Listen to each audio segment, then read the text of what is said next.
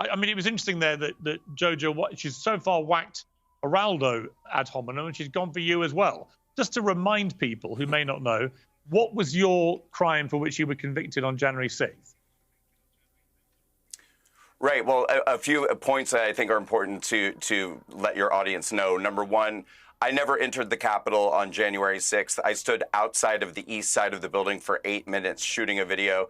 I didn't engage in any violence, vandalism, theft, or destruction, nor did I witness any violence, vandalism, theft, or destruction. Nobody was rioting on the side of the building that I was on. I stood outside of the building for 8 minutes shooting a video of people walking through the open doors of the Capitol, and then I uploaded that video to Twitter. And because of that, 2.5 weeks later, I was raided by the FBI, put in handcuffs and taken to jail and charged with numerous felony charges by the Biden DOJ, and ultimately took a misdemeanor plea deal.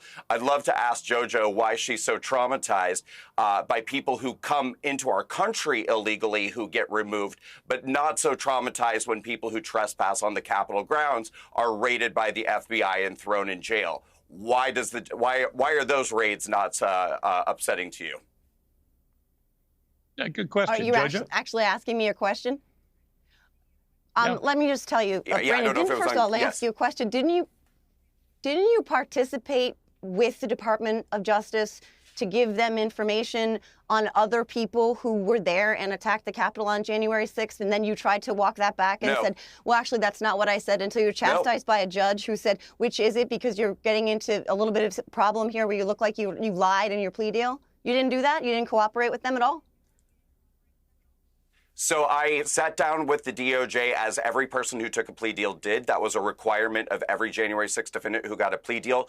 The difference is I happen to be somebody who was well known before January 6th. So the media had a vested interest in trying to destroy my name and reputation. So they leaked my documents to the media. But what the documents showed was that nobody that I was asked questions about was ever accused of a crime, charged with a crime, or convicted of a crime.